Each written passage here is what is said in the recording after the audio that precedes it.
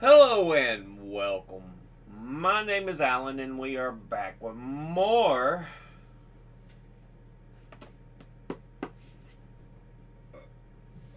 mythology, Greek mythologies specifically. Today we are getting into the stories of Hercules. So let's go ahead and jump into this. Hercules. Ovid gives an account of Hercules' life, but very briefly, quite unlike his usual extremely detailed method. He never cares to dwell on heroic exploits. He loves best a pathetic story. At first sight, it seems odd that he passes over Hercules' slaying of his wife and children, but the tale had been told by master, the 5th century poet Euripides, and Ovid's reticence was probably due to his intelligence. He has very little to say about any of the myths of Greek tragedians write of. He passes over also one of the most famous tales about Hercules, how he freed Alcestis from death, which was the subject of another of Euripides' plays. Sophocles, Euripides' contemporary, describes how the hero died. His adventure with the snakes when he was a baby is told by Pindar in the 5th century and by Theocritus in the 3rd. In my account, I have followed the stories given by the two tragic poets and by Theocritus rather than Pindar, one of the most difficult of poets to translate or even paraphrase. For the rest, I have followed Apollodorus, a prose writer of the 1st or 2nd century AD, who is the only writer except Ovid to tell Hercules' life in full. I have preferred his treatment to Ovid's because, in this instance only, it is more detailed. The greatest hero of Greece was Hercules. He was a personage of quite another order from a great hero of Athens, Theseus. He was what all Greece except Athens most admired. The Athenians were different from other Greeks, and their hero therefore was different. Theseus was, of course, bravest of the brave of all heroes are, but unlike other heroes, he was as compassionate as he was brave and a man of great intellect as well as great bodily strength. It was natural that the Athenians should have such a hero because they valued thought and ideas as no other part of the country did. In Theseus, their idea was embodied, but Hercules embodied what the rest of Greece most valued. His qualities were those the Greeks in general honored and admired. Except for unflinching courage, they were not those that distinguished Theseus. Hercules was the strongest man on earth, and he had the supreme self-confidence magnificent physical strength gives. He considered himself on an equality with the gods, and with some reason. They needed his help to conquer the giants. In the final victory of the Olympians over the brutish sons of Earth, Hercules' arrows played an important part. He treated the gods accordingly. Once, when the priestess at Delphi gave no response to the question he asked. He seized the tripod she sat on and declared that he would carry it off to have an oracle of his own. Apollo, of course, could not put up with this, but Hercules was perfectly willing to fight him, and Zeus had to intervene.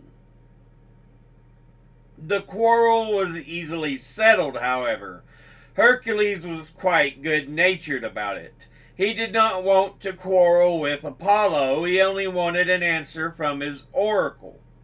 If Apollo would give it, the matter was settled as far as he was concerned. Apollo, on his side, facing this undaunted person, felt an admiration for his boldness and made his priestess deliver the response. Throughout his life, Hercules had the perfect confidence that no matter who was against him, he could never be defeated, and facts bore him out.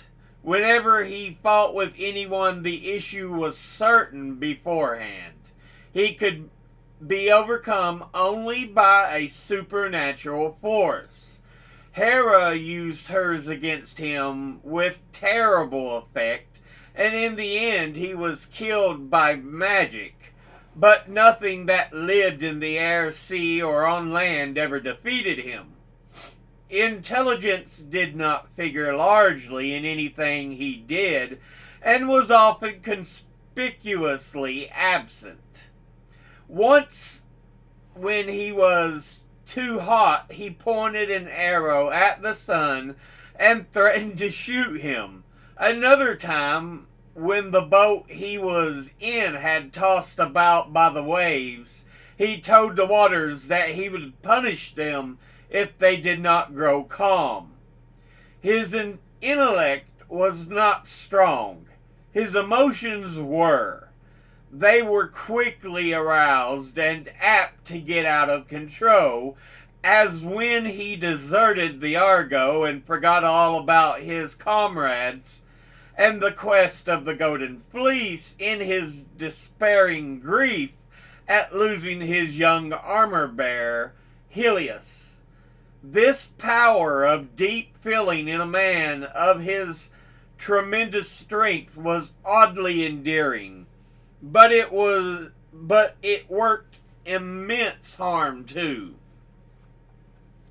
He had sudden outbursts of furious anger which were always fatal to the often innocent objects. When the rage had passed and he had come to himself, he would show a most disarming penitence and agree humbly to any punishment it was proposed to inflict on him. Without his consent, he could not have been punished by anyone. Yet nobody ever endured so many punishments. He spent a large part of his life expiating one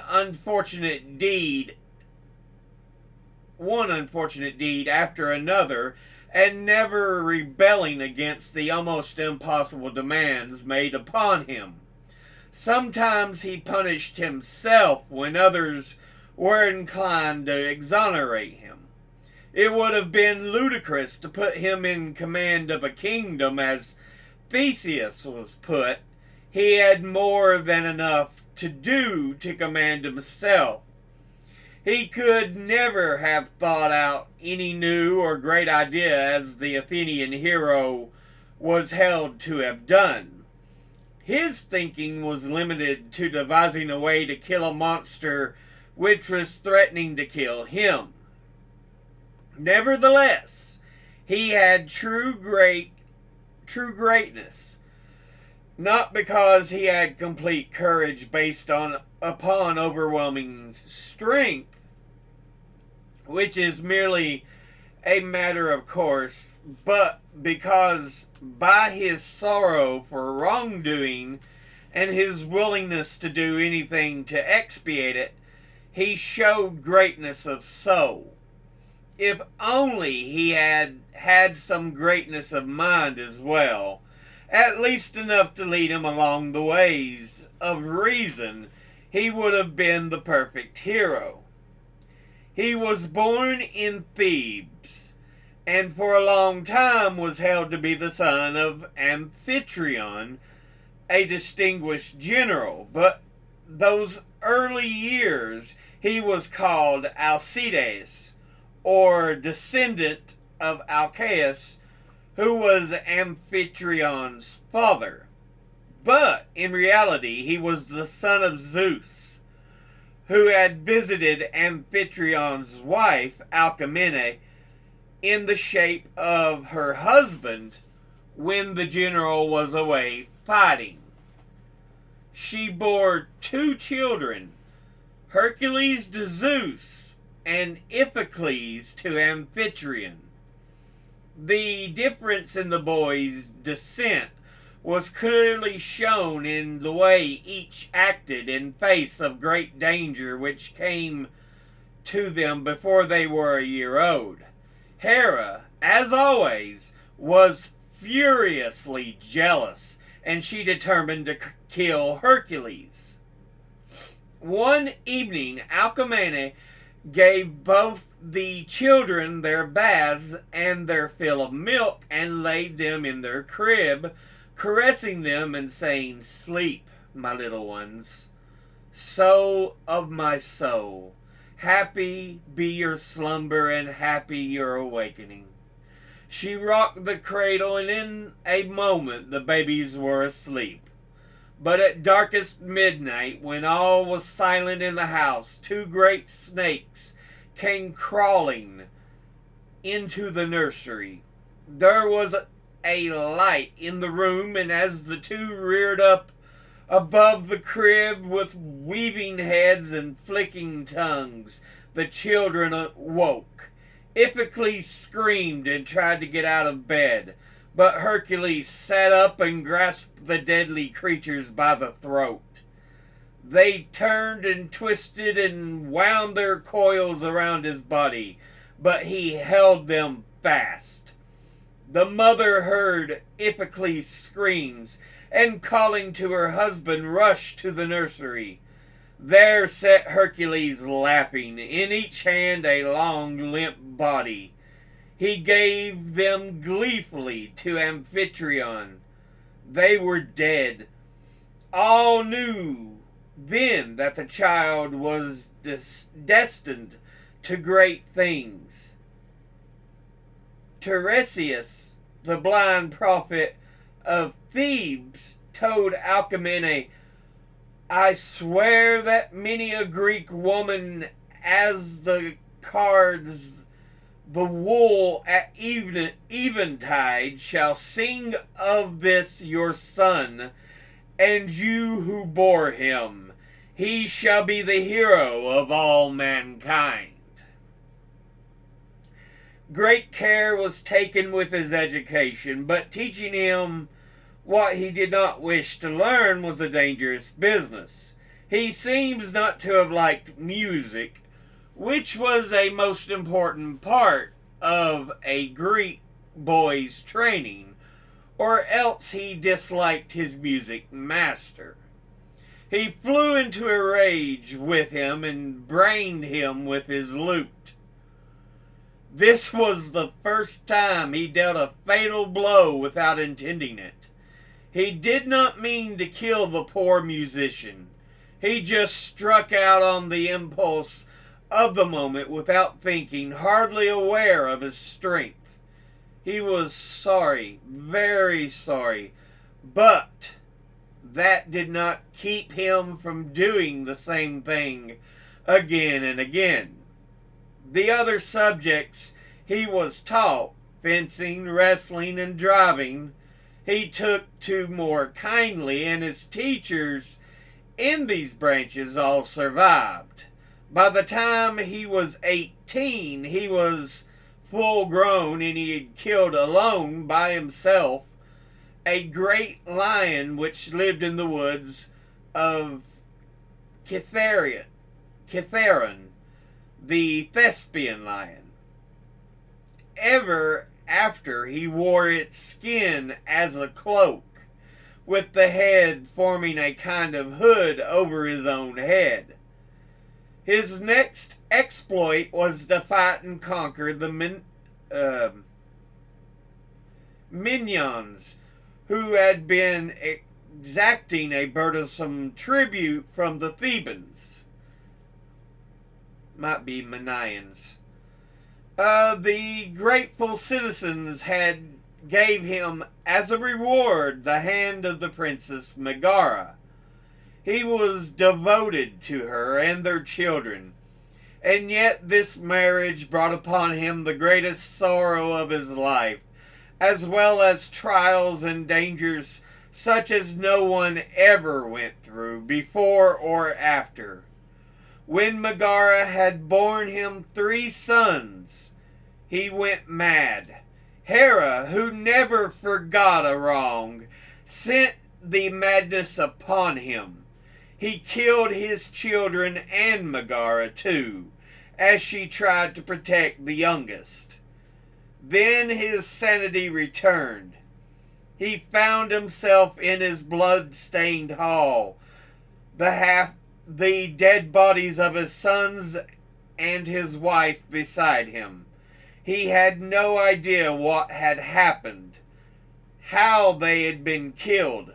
Only a moment since, as it seemed to him, they had all been talking together.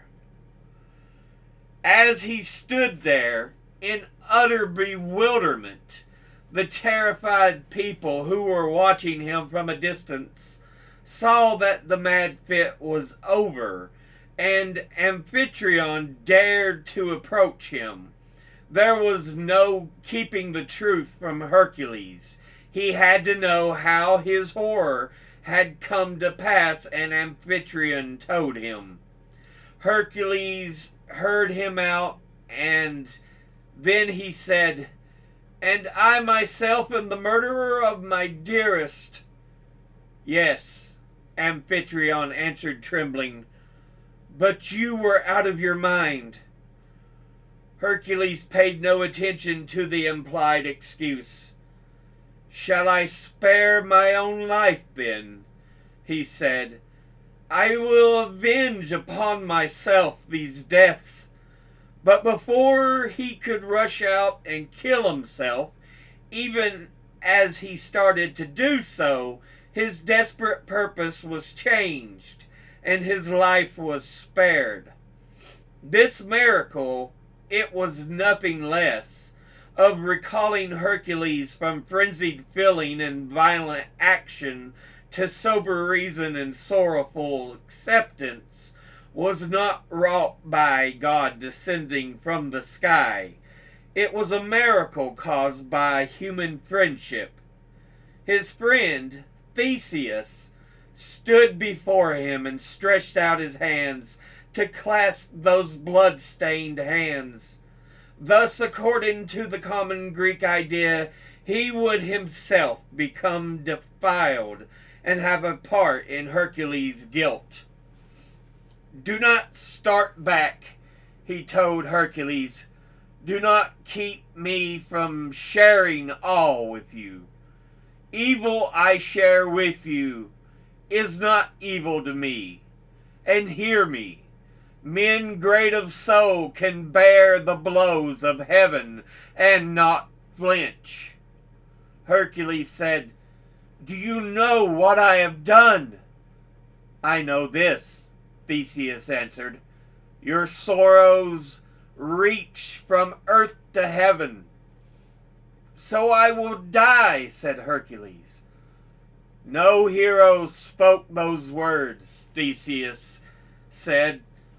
"What can I do but die?" Hercules cried. "Live? A branded man for all to say, 'Look! There is he who killed his wife and sons! Everywhere my jailers, the sharp scorpions of the tongue!' Even so, suffer and be strong," Theseus answered.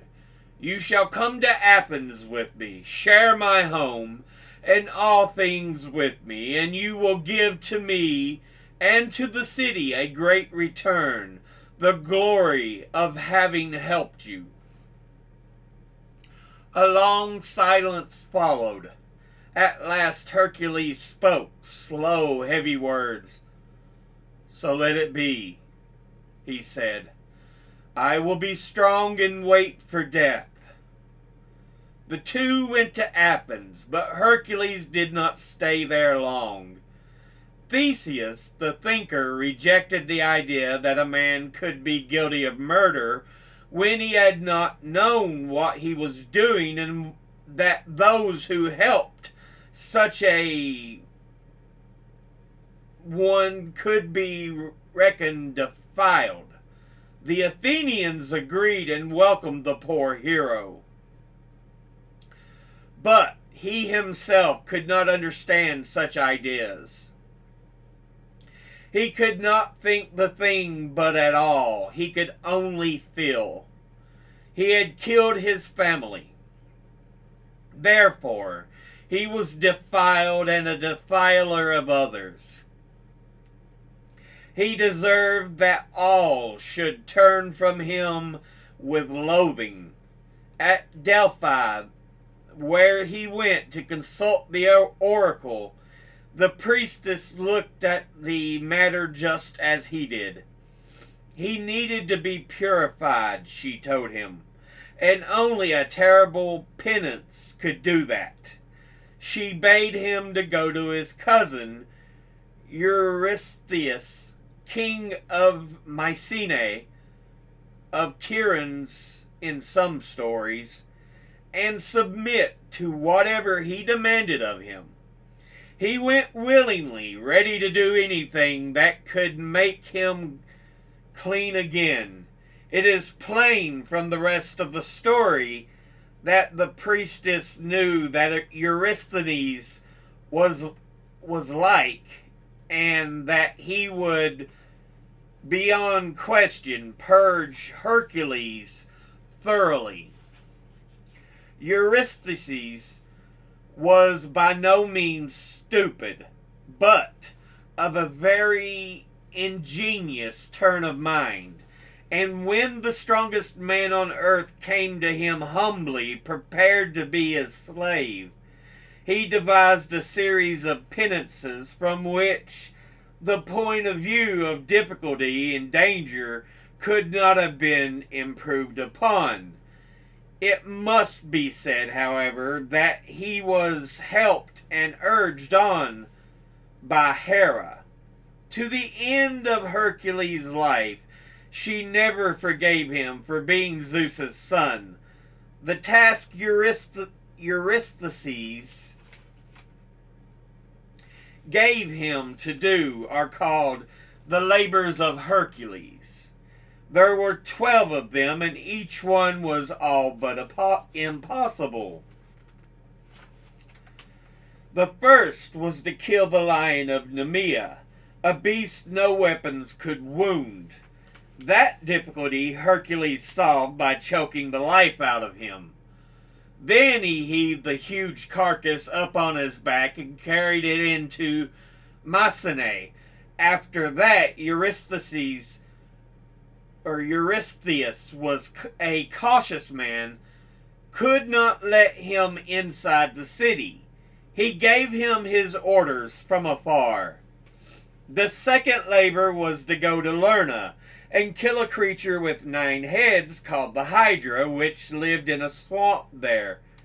This was exceedingly hard to do because one of the heads was immortal and the others almost as bad, inasmuch as when Hercules chopped off one, 2 grew up instead. However, he was helped by his nephew Aeolus, who brought him a burning brand with which he seared the neck as he cut each head off, so that it could not sprout again. When all had been chopped off, he disposed of the one that was immortal by burying it securely under a great rock. The third labor was to bring back alive a stag with horns of gold, sacred to Artemis, which lived in the forest of Serentia.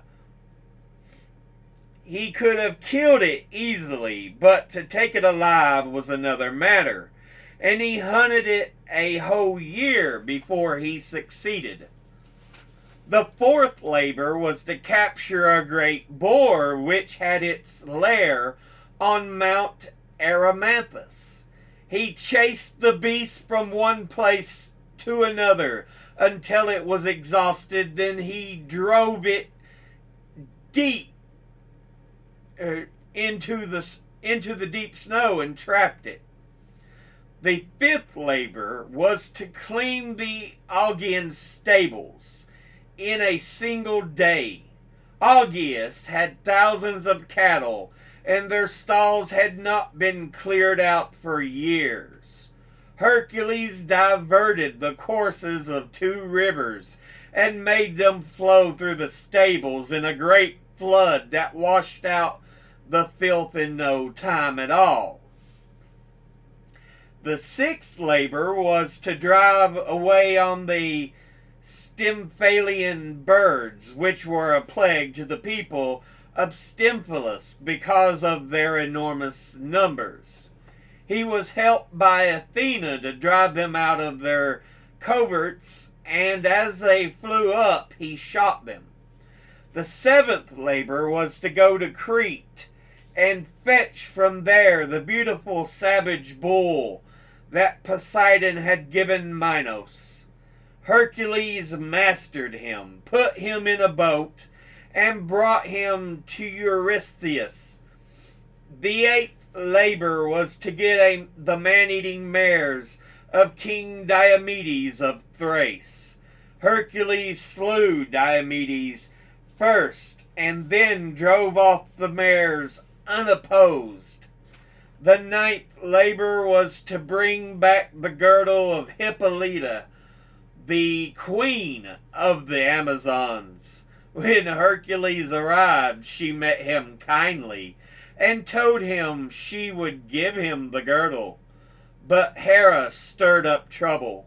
She made the Amazons think that Hercules was going to carry off their queen, and they charged down on his ship. Hercules, without a thought of how kind Hippolyta had been, without any thought at all, instantly killed her, taking it for granted that she was responsible for the attack. He was able to fight off the others and get away with the girdle. The 10th labor was to bring back the cattle of Geryon, who was a monster with 3 bodies living in Erythea, a western island.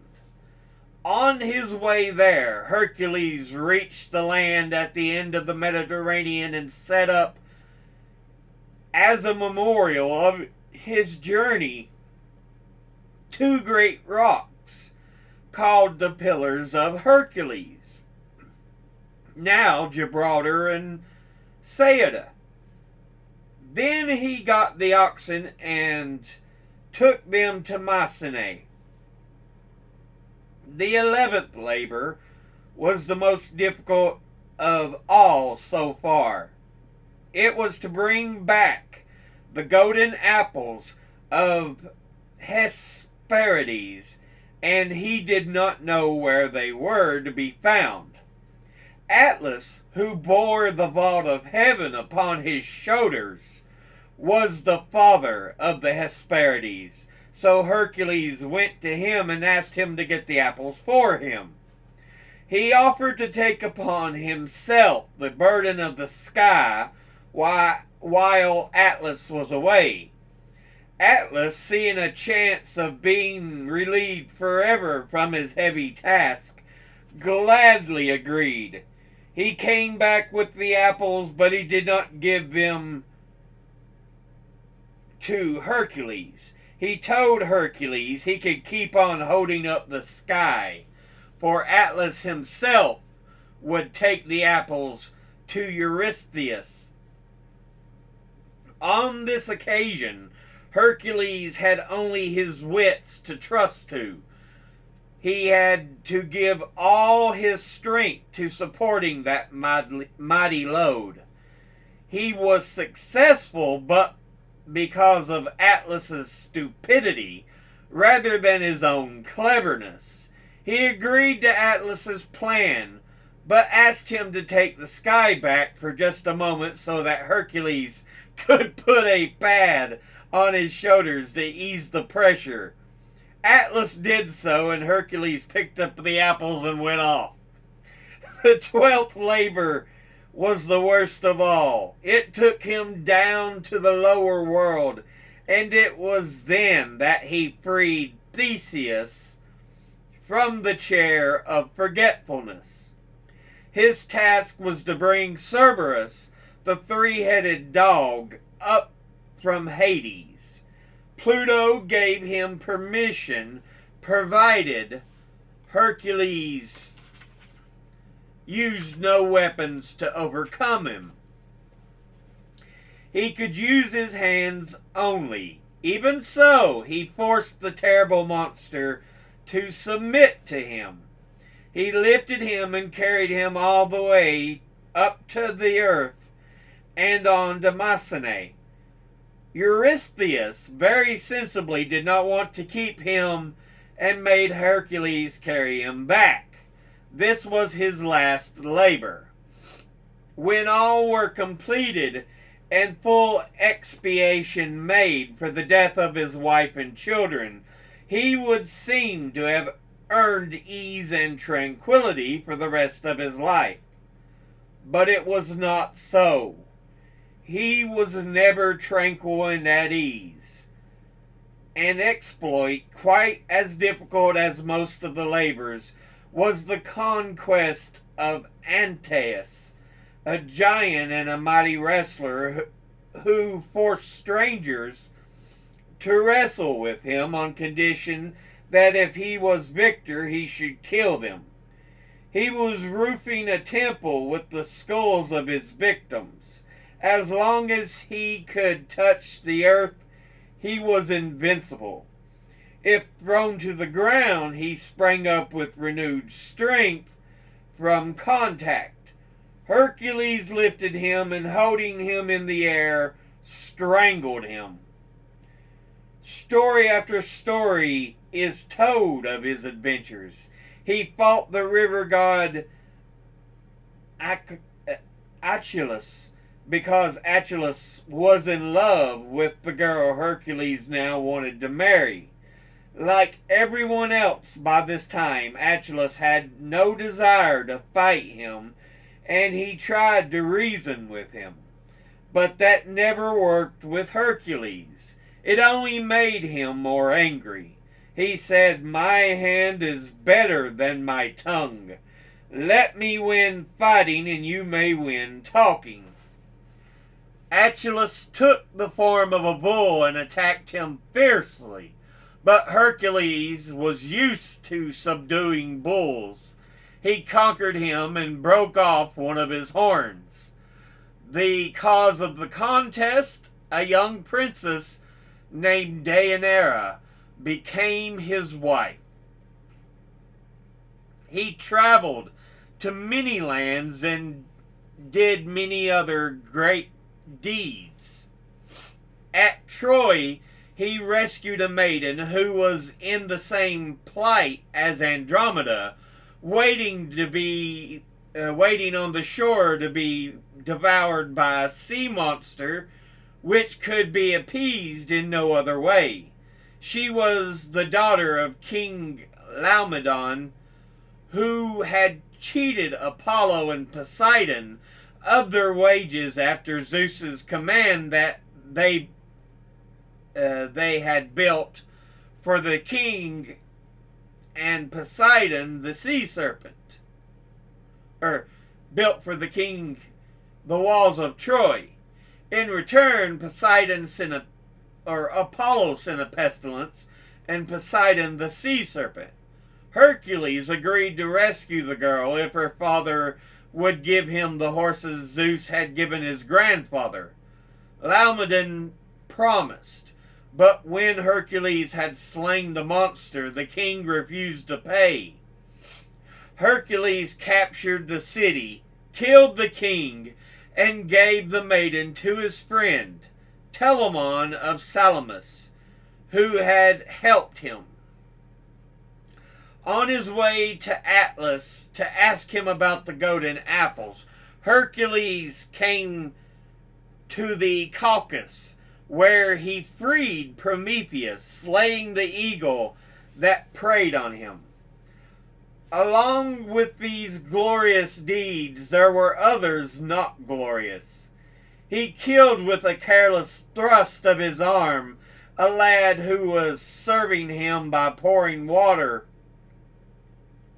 on his hands before a feast. It was an accident, and the boy's father forgave Hercules. But Hercules could not forgive himself and went into exile for a time. Far worse was his deliberately slaying a good friend in order to avenge an insult offered him by the young man's father, King Eurytus. For this base action, Zeus himself punished him. He sent him to Lydia to be a slave to the queen Omphale, some say for a year, some for 3 years. She amused herself with him, making him at times dress up as a woman and do woman's work, weave or spin. He submitted patiently, as always, but he felt himself degraded by the servitude, and with complete unreason blamed Eurytus for it, and swore he would punish him to the utmost when he was freed. All the stories told about him are characteristic, but the one which gives the clearest picture of him is the account of a visit he had made on his way to get the man-eating mares of Diomedes, one of the 12 labors.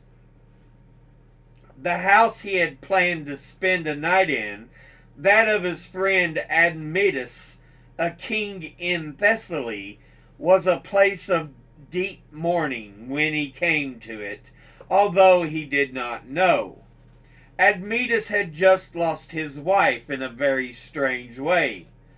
The cause of her death went back into the past, to the time when Apollo, in anger at Zeus for killing his son Aesculapius, killed Zeus's workmen, the Cyclops. He was punished by being forced to serve on earth as a slave for a year, and Admetus was the master he chose, or Zeus chose for him. During his servitude, Apollo made friends with the household, especially with the head of it, his wife, Alcestis. When he had an opportunity to prove how strong his friendship was, he took it. He learned that the 3 fates had spun all of Admetus's thread of life and were on the point of cutting it. He obtained from them a respite. If someone would die in Admetus's stead, he could live. This news he took to Admetus, who had once set out finding a substitute for himself. He went first quite confidently to his father and mother. They were old and they were devoted to him. Certainly one or the other would consent to take his place in the world of the dead, but to his astonishment he found they would not. They told him, "God's daylight is sweet, even to the old. We do not ask you to die for us. We will not die for you. And they were completely unmoved by his angry contempt. You standing palsied at the gate of death, and yet afraid to die? He would not give up, however. He went to his friends, begging one after another of them to die and let him live. He evidently thought his life was so valuable that someone would surely save it, even at the cost of the supreme sacrifice. But he met with an invariable refusal. At last, in despair, he went back to his house, and there he found a substitute. His wife, Alcestis, offered to die for him. No one who has read so far will need to be told that he accepted the offer. He felt exceedingly sorry for her, and still more for himself in having to lose so good a wife, and he stood weeping beside her as she died. When she was gone, he was overwhelmed with grief, and decreed that she should have the most magnificent of funerals. It was at this point that Hercules arrived, to rest and enjoy himself under a friend's roof on his journey north to Diomedes. The way Admetus had treated him shows more painfully than any other story we have how high the standards of hospitality were, how much was expected from a host to a guest. As soon as Admetus was told of Hercules' arrival, he came to meet him with no appearance of mourning except in his dress. His manner was that of one gladly welcoming a friend. To Hercules' question who was dead, he answered quietly that a woman of his household, but no relative of his, was to be buried that day. Hercules instantly declared that he would not trouble him with his presence at such a time, but Admetus steadily refused to let him go elsewhere. "I will not have you sleep under another's roof," he told him. To his servants he said that the guest was to be taken to a distant room where he could hear no sounds of grief, and given dinner and lodging there. No one must let him know what had happened. Hercules dined alone, but he understood that Admetus must, as a matter of form, attend the funeral, and the fact did not stand in the way of his enjoying himself. The servants left at home to attend to him were kept busy satisfying his enormous appetite, and still more refilling his wine jug. Hercules became very happy and very drunk and very noisy.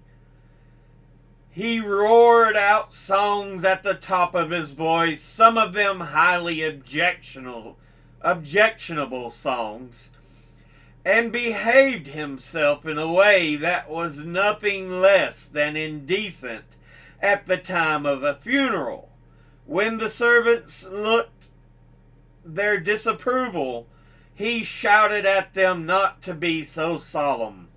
Couldn't they give him a smile now and then, like good fellows? Their gloomy faces took away his appetite. "Have a drink on with me," he cried. "Many drinks." One of them answered timidly that it was not the time for laughter and drinking. "Why not?" thundered Hercules. because a stranger woman is dead.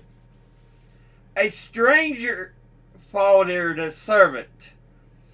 Well, that's what Admetus told me, Hercules said angrily.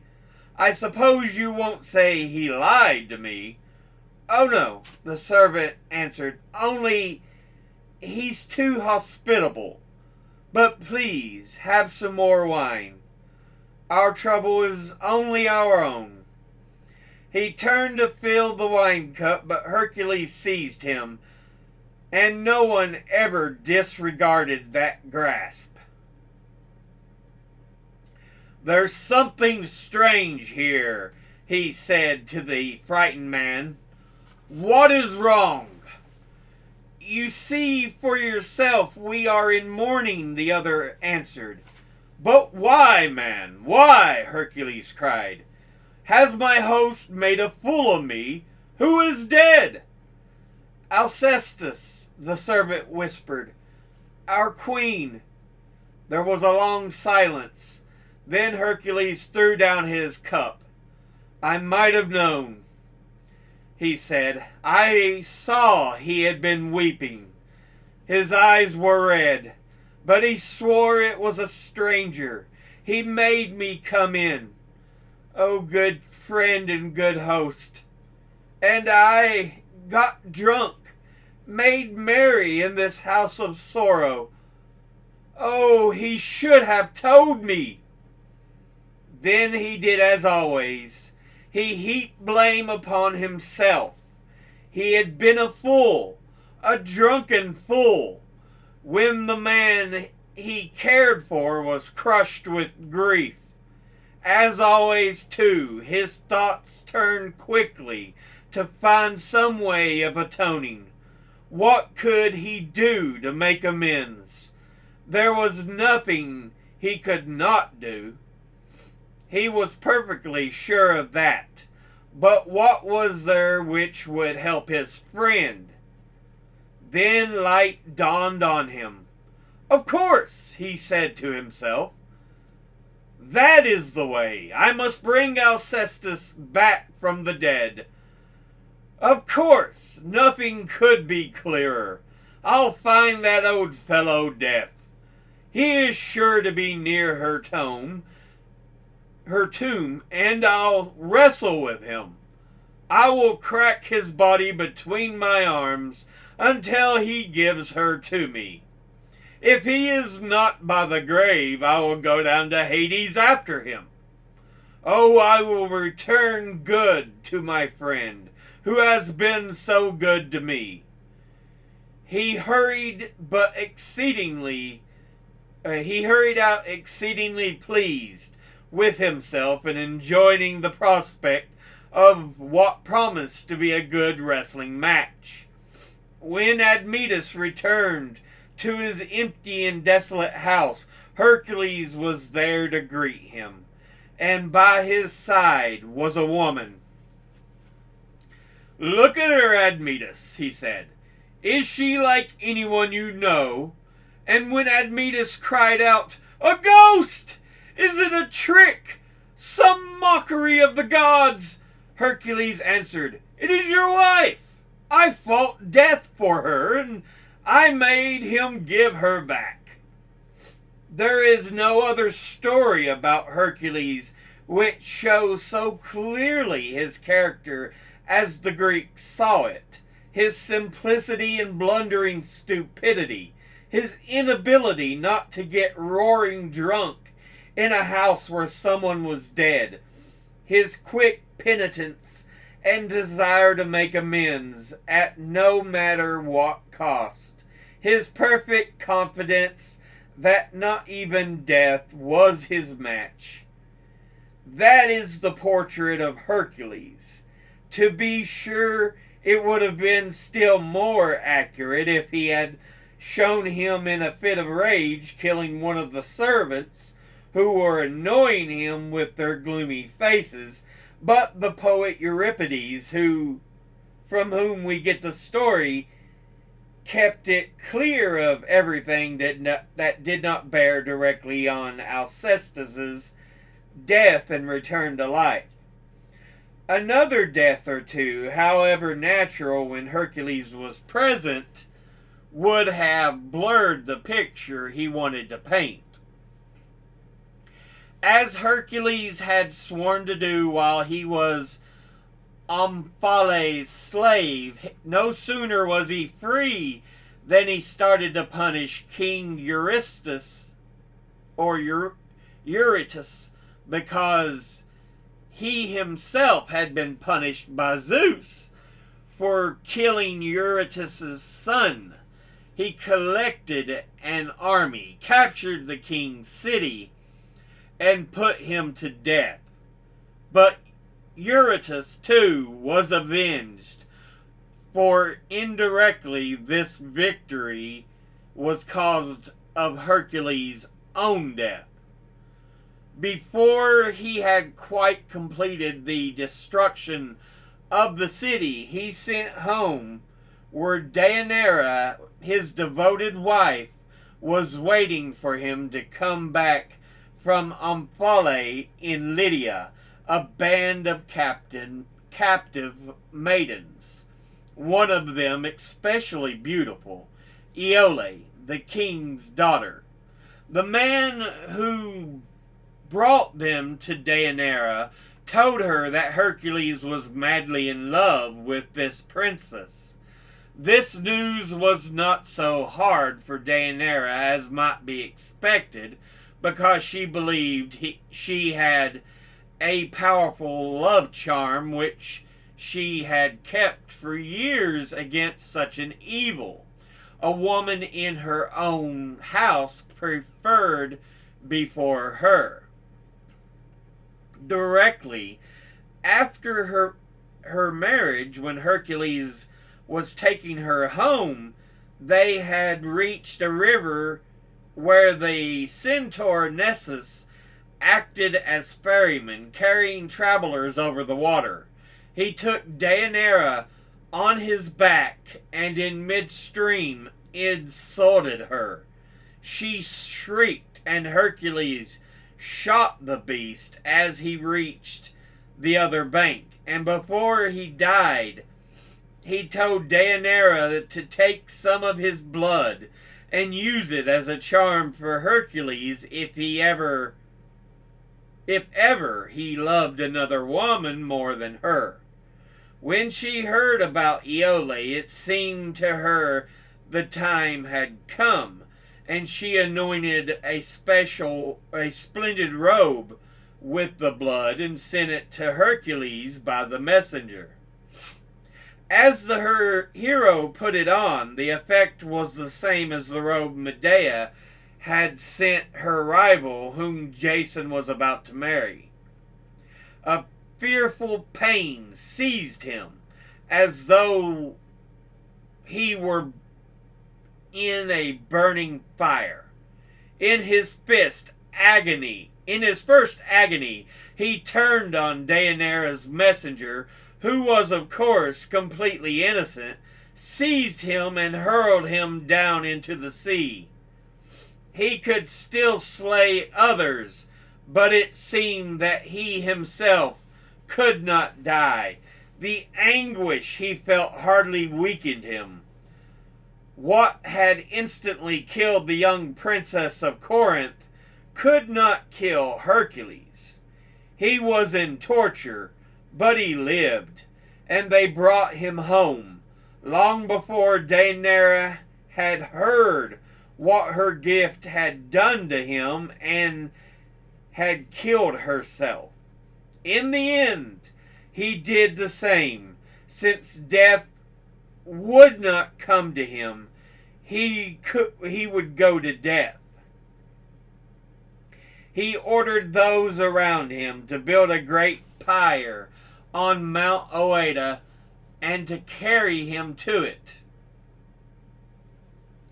When at last he reached it, he knew that now he could die, and he was glad. "This is rest," he said. "This is the end." And as they lifted him to the pyre, he lay down on it as one who at a banquet table lies down upon his couch. He asked his youthful follower, Philoctetes, to hold the torch to set the wood on fire, and he gave him his bow and arrows, which were to be far famed in the young man's hands too, at Troy. Then the flames rushed up, and Hercules was seen no more on earth. He was taken to heaven, where he was reconciled to Hera and married her daughter, Hebe, and where after his mighty labors he has rest. His choicest prize, eternal peace, within the homes of blessedness.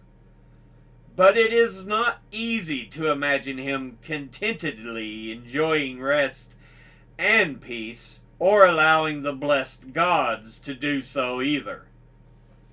So yeah, that is the end of that chapter. We get a good look at a lot of the tales of Hercules. It's it's an interesting one.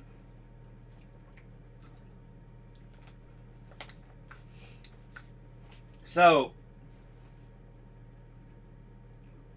he was, the super strong, not very bright, but kind-hearted hero. And that's who Hercules was supposed to be in Greek mythology. While he was never the most intelligent, his heart, he tried to have his heart in the right place always. And so, he was always greatly moved by certain things. He did not mean to hurt others necessarily, but, if he did so, he would try to atone for their deaths. But yeah, the 12 labors themselves are perhaps the most famous tale of Hercules.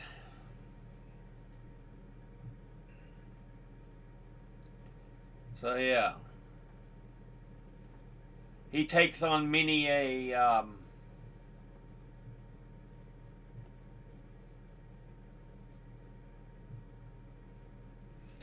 famous fabled beast in that particular story. So yeah. Oh, my back. But that one has been a long one. But it was 40 pages in length, so I kind of expected it to be. I was like, maybe I should make this a two-parter, but I thought, nah. Let's just make it one part. It'll just be a long one. But yeah, the Tales of Hercules. Anyway, as always, educate thyself. Think, read, study, learn. Someone tells you something you have trouble believing, ask them to cite their sources. Thank you all for watching. I'll see you all in the next one. Until then, later.